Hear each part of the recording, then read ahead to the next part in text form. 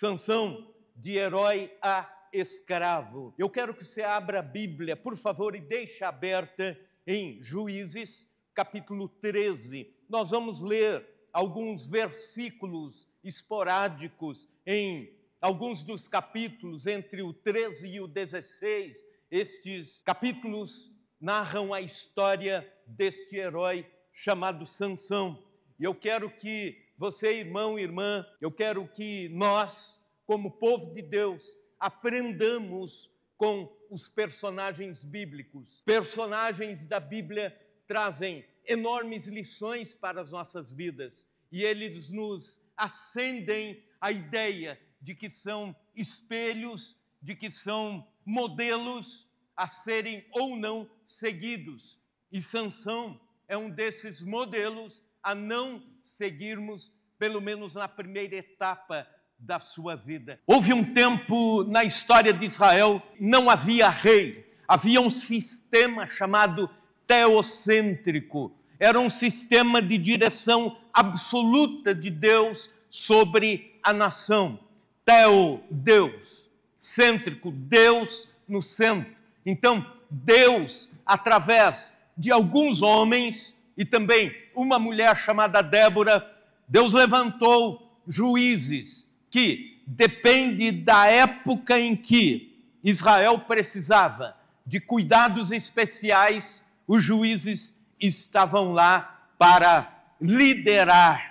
Deus levantava líderes conforme necessidades espirituais, políticas, econômicas e assim por diante. Nesse tempo houve um espaço de 40 anos que Israel estava sendo oprimido pelos filisteus, os chamados povo do mar, que estava ali bem próximo, vizinhos de Israel, mas oprimindo Israel. Estavam lá oprimindo o povo de Deus. E nesse interstício, um anjo de Deus apareceu por 2 vezes a um casal da tribo de Dan, cuja mulher era estéril. O nome do homem era Manoá. Nessas visitas, Deus trouxe promessas maravilhosas, não somente ao casal, mas à nação toda de Israel, de que Deus iria libertar a nação.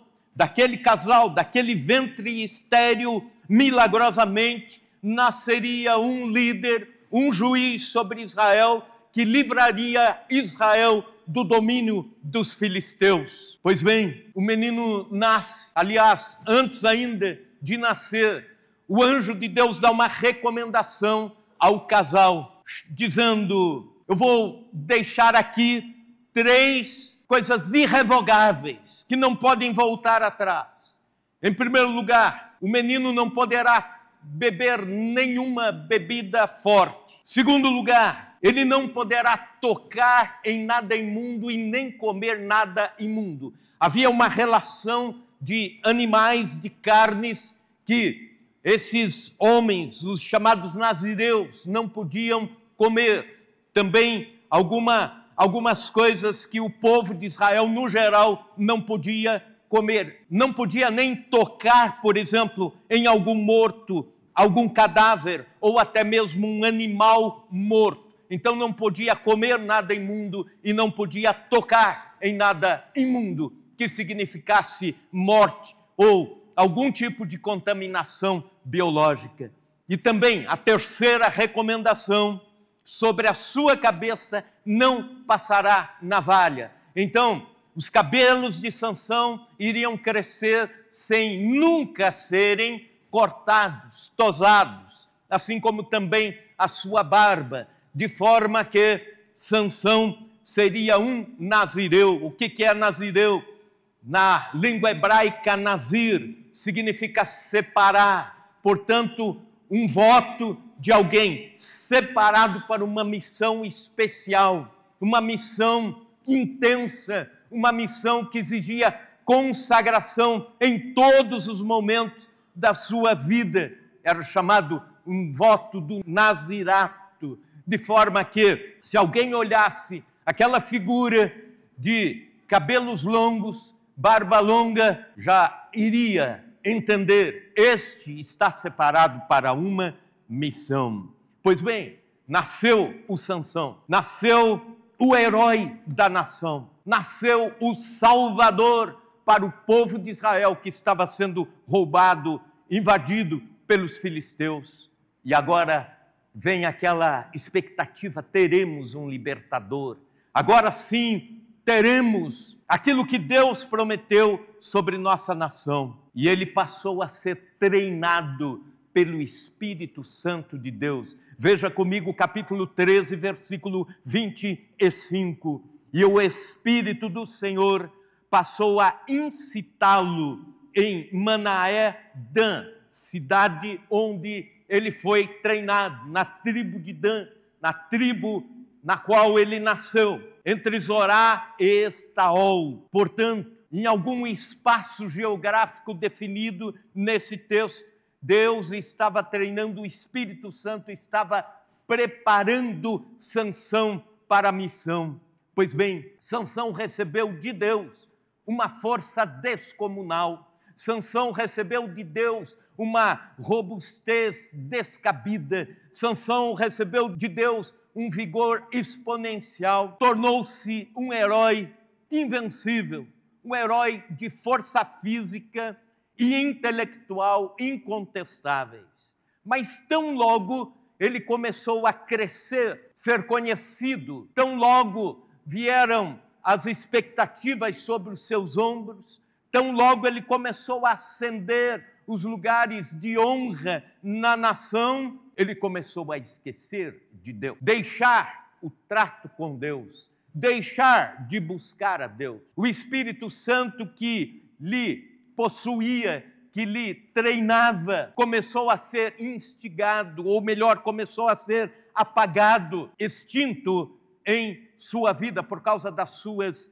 atitudes. Já viram pessoas assim, que vivem na dependência de Deus enquanto estão vivendo o anonimato, as fraquezas, mas tão logo vem a calmaria, tão logo vem as honrarias, eles se esquecem de Deus, se esquecem das promessas de Deus, ou de ficar aos pés do Senhor. A sua queda, a queda de Sansão, acabou sendo humilhante, vergonhosa, aviltante. Começou como herói e terminou como escravo. Pois bem, eu quero trazer você, irmão e irmã, para 4 situações que levaram Sansão à queda, de herói a escravo. Cada uma dessas inspira cuidados para nós.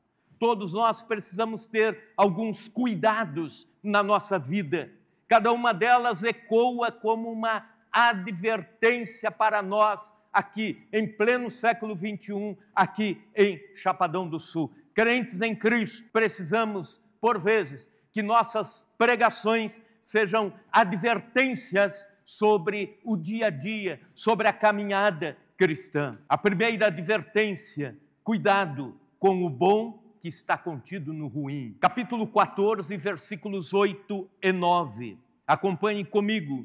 Depois de alguns dias, voltou ele para Atomar. Está falando do seu noivado. E, apartando-se do caminho para ver o corpo do leão morto, eis que neste havia um enxame de abelhas com mel. Tomou o favo nas mãos e se foi andando e comendo dele. E chegando a seu pai e sua mãe, deu-lhes do mel e comeram. Porém, não lhes deu a saber que do corpo do leão é que o tomara. Explicando melhor esta cena, Sansão estava a caminho de uma cidade dentre os filisteus chamada de Timnate. E ele iria trazer a sua noiva agora para o casamento, casando-se com uma filisteia. Ele já estava, nesse momento, a caminho da queda, a caminho de algumas desgraças que foram começando a acontecer na sua vida. Era um noivado, os pais não aprovavam. Era um noivado que Deus não aprovava. Sansão estava encantado, apaixonado por uma filha dos maiores inimigos de Israel. Ele vai levando à frente, dessa forma, aquilo que era contrário ao que seus pais queriam, ou o seu Deus queria, ou a sua nação esperava. E no caminho, um leão investiu contra ele. Sansão matou o leão, diz a Bíblia, verso 6, capítulo 14. Então o Espírito do Senhor de tal maneira se apossou dele que ele o rasgou como quem rasga um cabrito sem ter nada em mão. O leão vem contra Sansão. E Sansão, na sua força descomunal, diz a Bíblia, o Espírito do Senhor de tal maneira se apossou dele que ele rasgou o leão, sem ter nada nas mãos, sem ter uma arma. Ele abre o leão ao meio e mata o leão. Pois bem, depois de alguns dias, ele voltava pelo mesmo caminho e viu que na ossada do leão, provavelmente semanas depois, já era ossada, havia um enxame de abelhas e favos de mel. Estranho e raro, havia mel na ossada do leão morto. Um pouco de doce no meio do podre. Um pouco do que é palatável em meio ao enojante. Sansão começou a pecar quando tocou na ossada do leão. E a ordem de Deus era para não tocar em nada imundo.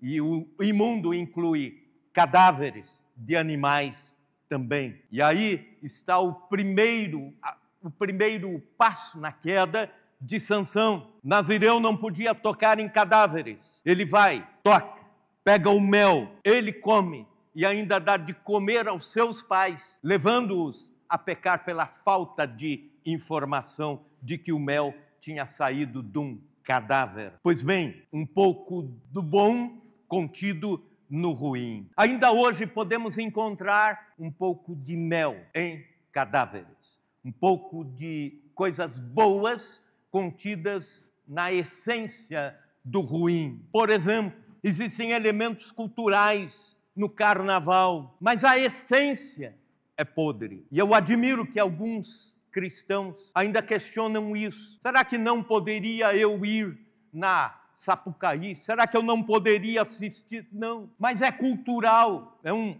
pouquinho de mel numa carcaça podre, numa essência podre. Aliás, rituais satânicos são feitos lá na entrada de algumas escolas de samba e assim por diante. Um pouco de mel naquilo que é ruim e podre.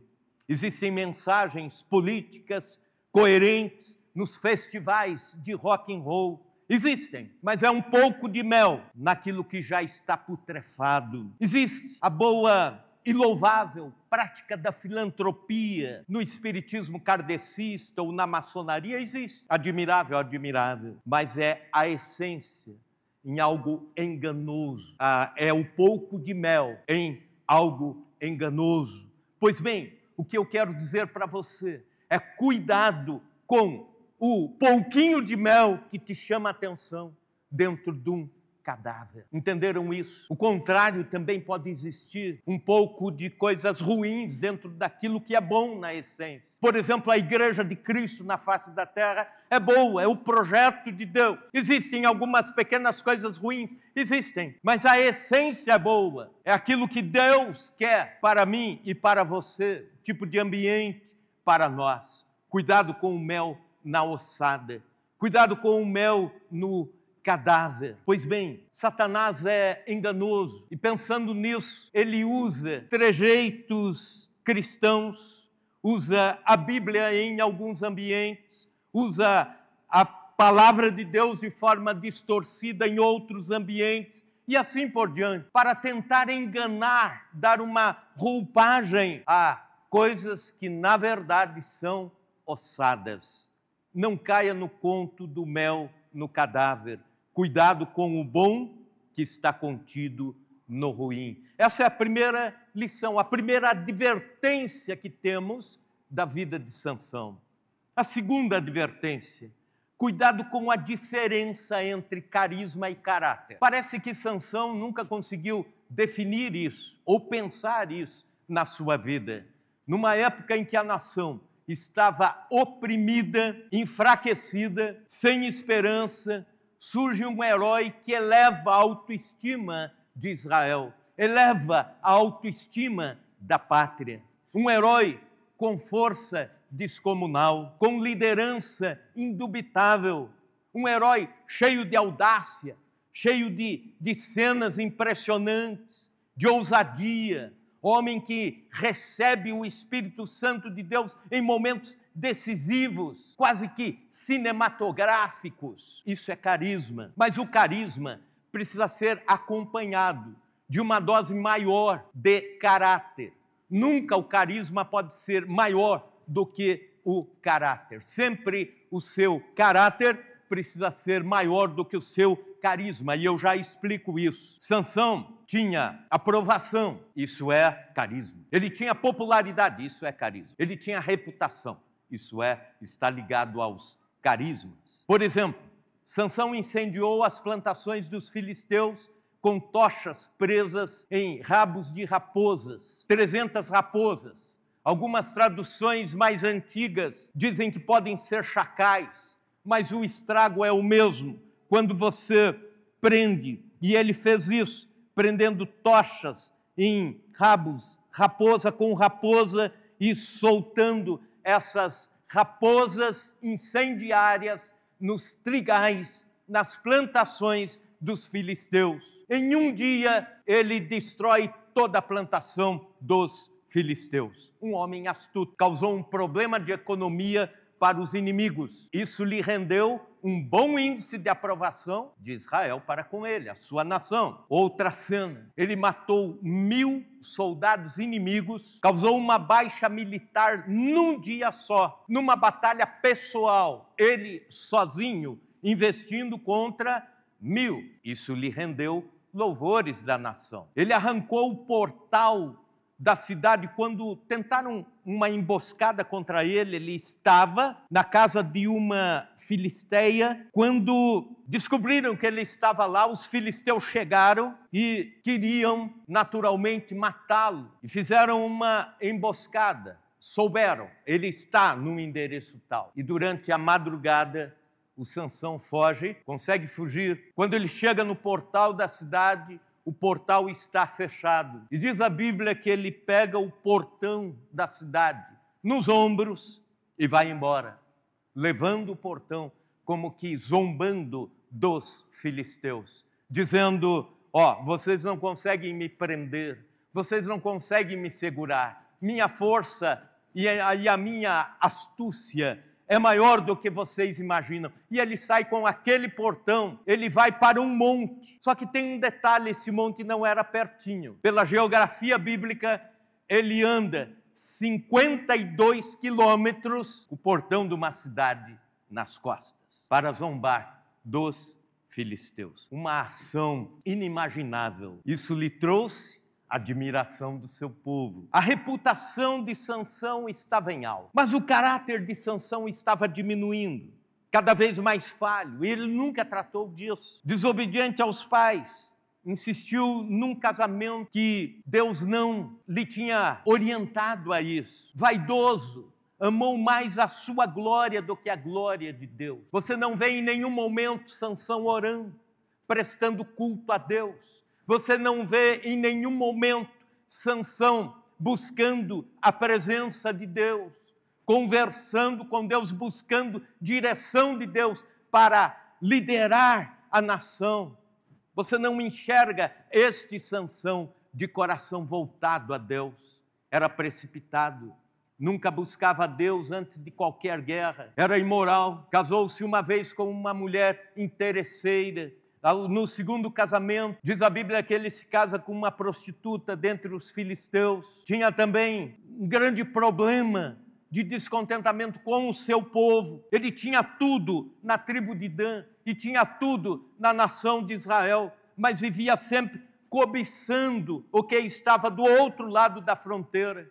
Vez ou outra, onde está Sansão? Está lá entre os filisteus. Onde está Sansão? Qual a sua esposa? Está lá. Qual a festa? A festa é lá. E Sansão estava dessa forma, desprezando o seu povo, menosprezando a sua nação. Escute isso. Quem traiu Sansão não foi Dalila, foi o seu próprio caráter. Martinho Lutero dizia o seguinte, quando perguntaram a ele: você tem medo dos seus inimigos? Isso no meio do fervilhar da reforma protestante do século XVI. Ele disse com sinceridade: o meu maior inimigo não está fora, o meu maior inimigo está dentro de mim, o meu maior inimigo sou eu mesmo, meu ego, meu eu, e contra ele eu preciso lutar todos os dias. São as minhas guerras interiores, sou eu mesmo o maior inimigo. O nosso carisma não impressiona Deus. Nossos talentos podem impressionar os homens, mas Deus sonda o coração. O carisma pode ser a embalagem, mas o caráter é o conteúdo. Sansão era aprovado pelos homens, reprovado diante de Deus. Era um herói entre o seu povo, um fracassado nos céus. Carisma e reputação é o que somos às claras, caráter é o que somos no escuro. Reputação se ganha, se perde a qualquer momento. O caráter se constrói através de uma vida toda. Então, preocupe-se com o seu caráter. Preocupe-se com a sua relação mais íntima, com Deus, com você mesmo, com a ética, com a caminhada de um cristão. Dizem que reputação é aquilo que os homens vão dizer sobre você no seu funeral à beira do seu caixão, enquanto que caráter é o que os anjos vão testemunhar diante do trono de Deus a seu respeito. Cuidado, então, com a diferença entre carisma e caráter. Essa é a segunda advertência. A terceira advertência que vemos na vida de Sansão, e é para nós: cuidado com a simulação do próprio fracasso. E agora vá para o capítulo 16 do livro de Juízes. Fique com a Bíblia aberta no 16. Veja bem, Sansão tinha um segredo. Qual era o segredo da sua força? Qual era o trato de Deus a respeito da força de Sansão? Não cortar o cabelo, nunca passar a navalha na cabeça. Esse era o trato, e isso é que era o segredo da força de Sansão. Agora, Sansão já estava se arriscando em outras empreitadas. Arriscou-se agora no capítulo 16 e cedeu. Aproximou-se do abismo e caiu. Novamente há uma mulher encantadora na vida de Sansão, a Dalila. Acontece que Dalila não queria o amor de Sansão, ela queria o poder sobre Sansão. Ela queria também o dinheiro que poderia ganhar dos seus compatriotas para entregar Sansão. Sansão, portanto, sem saber, estava sendo um objeto de troca e de negociação. Os príncipes dos filisteus sabiam disso, conheciam Dalila, com certeza, e conheciam as fraquezas de Sansão, com certeza. Fizeram uma proposta, dizendo a Dalila: Dalila, cada um de nós dará a você 1,140 kg de prata. Cada um de nós, dezenas de príncipes dos filisteus, apenas para você descobrir o segredo da força de Sansão. A missão é sua. Topa? Topa. E começa a negociação. Essa mulher tinha agora a missão de vender Sansão. A incumbência de descobrir o segredo. Era um agente secreto do inferno, infiltrado num projeto celestial para a nação, para a libertação do povo de Deus. Agora, que homem resiste aos encantos de uma mulher carinhosa, sedutora, envolvente? E Sansão já tinha mostrado que ele não conseguiria dizer não nessa situação. Que homem guardaria segredos para uma mulher curiosa, charmosa e frágil? Os filisteus sabiam disso, e Satanás também sabia disso. Aquele momento em que, sabe, o esposo deita no colo da esposa, começam os cafunés, o cabelo, e aí começa a negociação de Dalila com Sansão. Versículos 6 e 7, acompanhem comigo. Disse, pois, Dalila a Sansão: declara-me, peço-te, carinhos, etc., em que consiste a tua grande força? E com que poderias ser amarrado para te poderem subjugar? E aí Sansão leva um susto. Por que essa pergunta? Porque essa pergunta nesse momento, mas ainda com a razão no lugar, ele mente pela primeira vez, dizendo, versículo 7, se me amarrarem com 7 tendões frescos, isto é, pedaços de músculos frescos, ainda não secos, então me enfraquecerei e serei como qualquer outro homem, tendões. E aí Sansão dorme e ela chama os filisteus que estavam num outro compartimento na casa e diz: podem vir, tragam tendões frescos e amarrem Sansão, nós já o temos nas nossas mãos. Quando ele estava amarrado com os tendões frescos, ela grita: acorda, Sansão, os filisteus vêm sobre você. E aí ele rompe os tendões. A Bíblia diz como um fio de estopa chamuscado. Nada. Ele rompe rapidamente e investe contra aqueles homens com uma força incontrolável. E aí a Dalila fica chateada. Versículo 10. Dalila a Sansão: eis que zombaste de mim e me disseste mentiras. Ora, declara-me agora, com que poderias ser amarrado? E aí a segunda mentira na segunda negociação: se me amarrarem bem com cordas novas, com que se não tenha feito obra nenhuma, então me enfraquecerei e serei como qualquer outro homem. Da mesma forma, o Sansão dorme. Eu não dormiria mais nessa casa, eu não dormiria mais perto de Dalila, mas ele dorme de novo e ela chama: venham, amarrem com cordas novas. E aí eles vão no Garra, material de construção, e compram cordas novas e amarram o Sansão com cordas novas. Quando ele está amarrado, ela acorda Sansão, eles vêm sobre ti. E ele rompe as cordas e afugenta aqueles homens. Novamente, versículo 13. Disse Dalila a Sansão: até agora tens zombado de mim e me tens dito mentiras. Declara-me, pois, agora, com que poderias ser amarrado? Ele lhe respondeu: se teceres as 7 tranças da minha cabeça com a urdidura da teia, e se as firmares com pino de tear, então me enfraquecerei e serei como qualquer outro homem. Enquanto ele dormia, tomou ela as 7 tranças e as teceu com a urdidura da teia, as fixou com pino de tear e disse-lhe: os filisteus vêm sobre ti, Sansão. Então ele despertou do sono, arrancou o pino e a urdidura da teia, e novamente ele se livra da emboscada. Mas eu quero te chamar a atenção para o seguinte: observe, na primeira negociação ele fala sobre tendões, na segunda sobre cordas novas, na terceira ele vai se aproximando do segredo. Ele já começa a falar de tranças de cabelo, e aqui ele vai chegando perto do abismo. Aqui ele começa a flertar com a sua própria queda. Aqui ele começa a brincar com segredos pessoais que não são só seus, mas da nação de Israel. A segurança do povo de Deus está em jogo.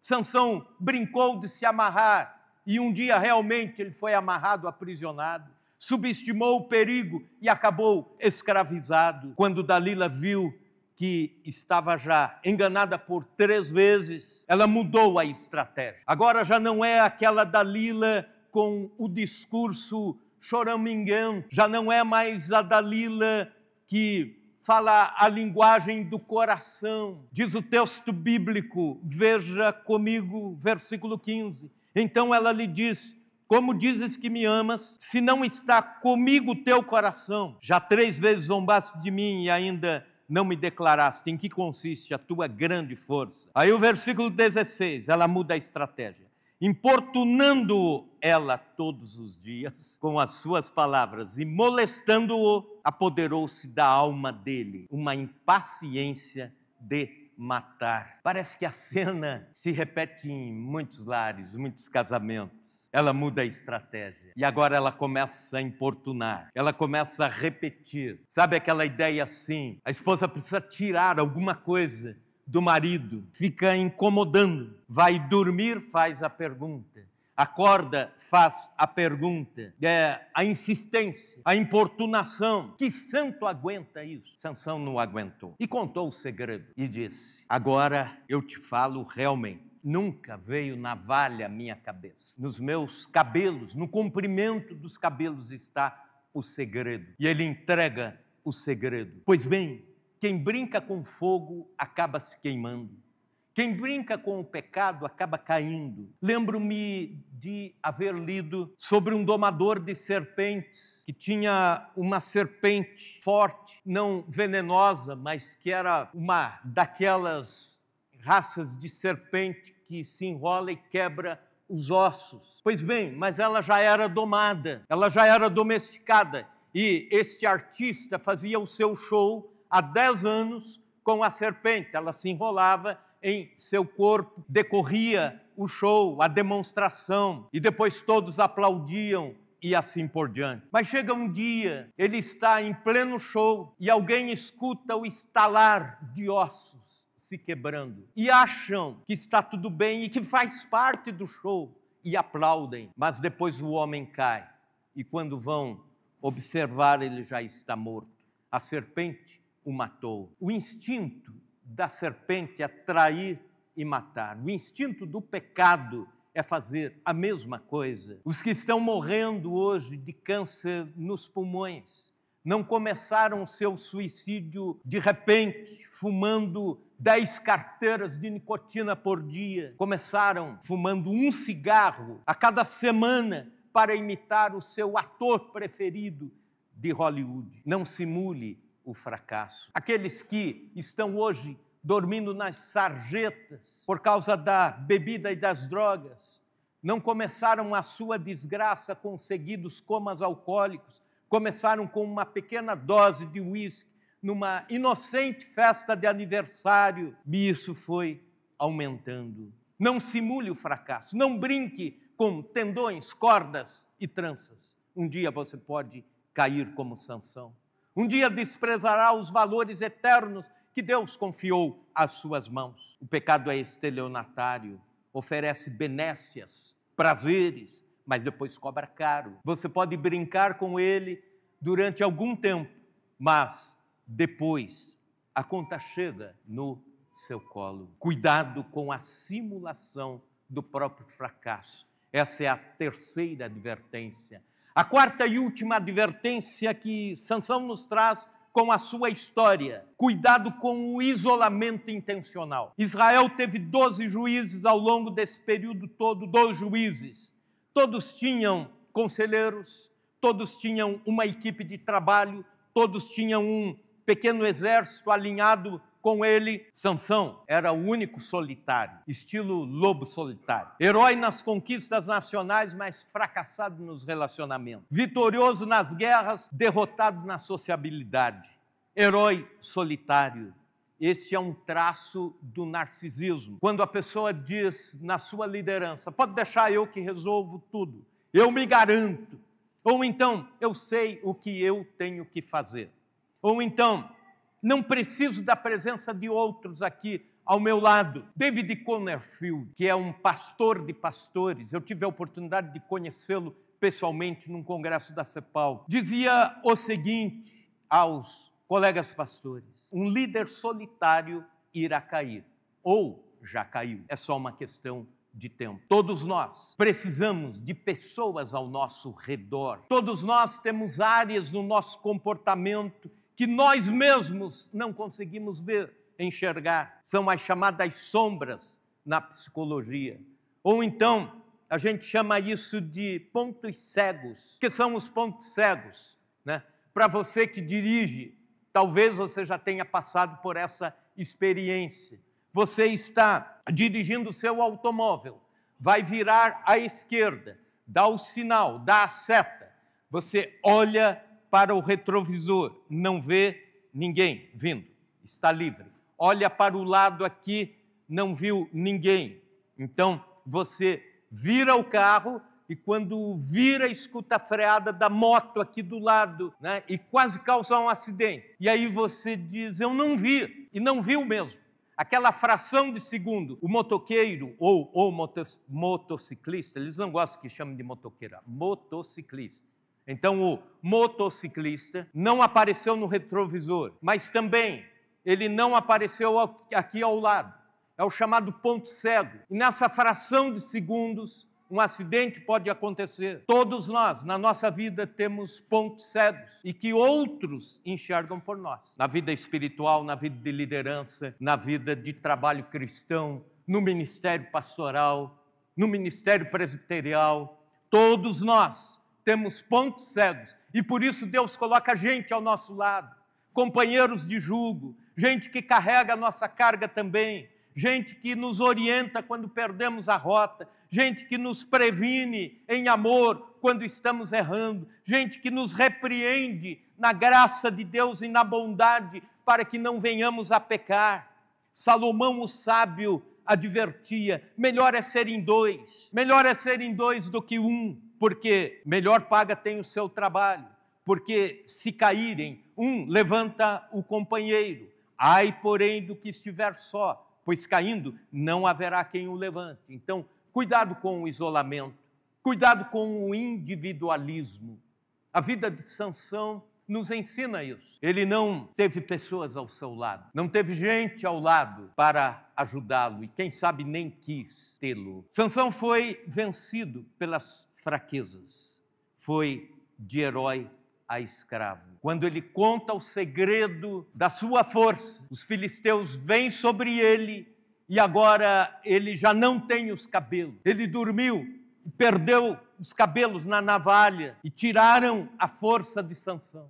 Quando ele acorda e vai investir contra os seus inimigos, ele já não tem força e ele é preso. Diz a Bíblia Sagrada que ele é levado como escravo para o campo dos filisteus. Furaram-lhe os 2 olhos e ele, durante os próximos anos, passou a virar um moinho de trigo, uma pedra pesada, redonda, circular, que estava sobre outra pedra com furos embaixo e jogava-se o trigo ali e alguém tinha que moer, alguém tinha que girar esta pedra dia após dia, hora após hora, e ele, cego e acorrentado naquele varal que fazia com que a pedra girasse. E foram assim os próximos anos de Sansão. Mas acontece que o cabelo de Sansão cresceu de novo. Agora você começa a ver a graça e a misericórdia de Deus sobre um homem que precisa ser restaurado. Por ironia do destino, o nome Sansão, na língua hebraica, significa pequeno sol. Só que agora o pequeno sol estava nas trevas da cegueira, mas ainda houve tempo de arrependimento. Pela primeira vez, Sansão ora a Deus. Veja comigo o versículo 28. Sansão clamou ao Senhor e disse: Senhor Deus, peço-te que te lembres de mim e dai-me força só esta vez, ó Deus, para que me vingue dos filisteus, ao menos por um dos meus olhos. Sansão, numa festa nacional dos filisteus, em homenagem ao deus Dagom, foi levado pelos príncipes até o local da festa, até o templo do deus Dagom, e foi colocado como um objeto de zombaria na frente do templo. E como que os filisteus, os príncipes, os governantes, gritando, zombando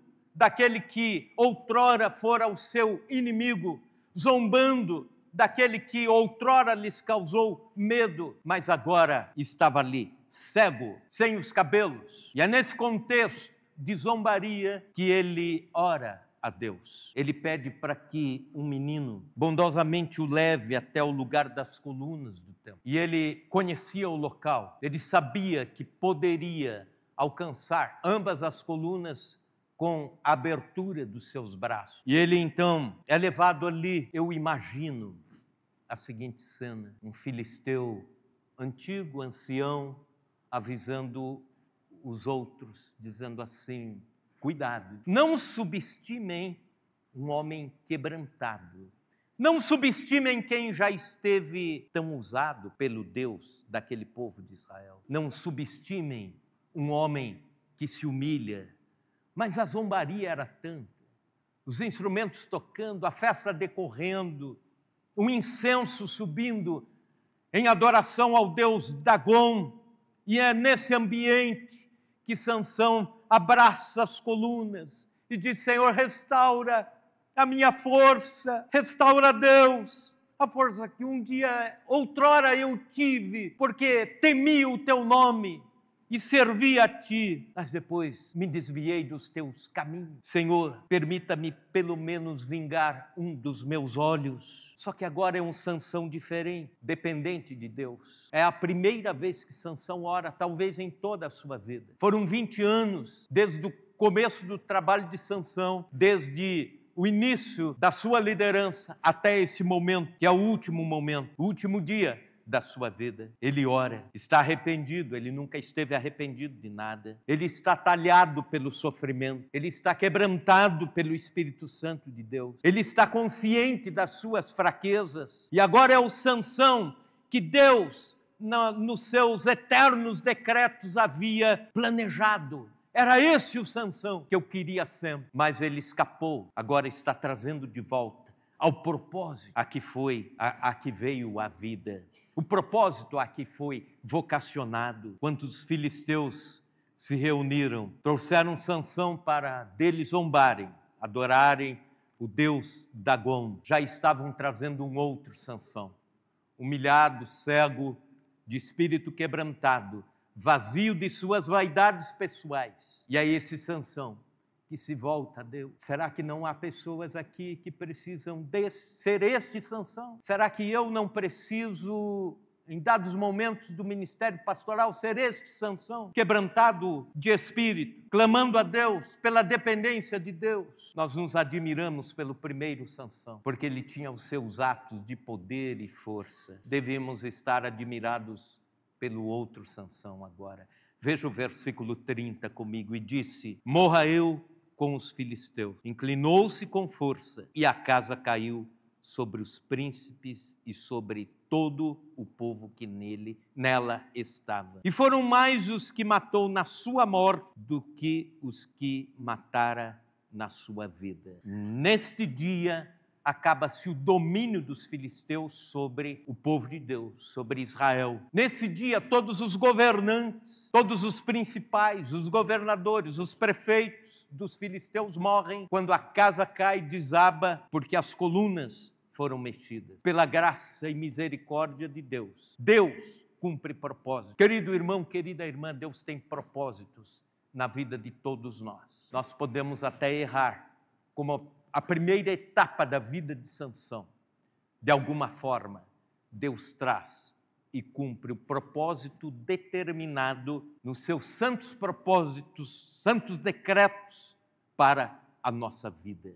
E Ele liberta Israel neste dia. Quando você vai para Hebreus capítulo 11, você já encontra Sansão na galeria dos heróis da fé. Assim termina a história de 20 anos de heroísmo, queda, vergonha. Um herói que virou escravo, mas 20 anos depois, o cego escravo se torna herói verdadeiramente. Virou escravo porque não cuidou com o bom contido no ruim. Não cuidou com a diferença entre carisma e caráter. Não cuidou com a simulação do próprio fracasso. E não cuidou com o individualismo e o isolamento intencional.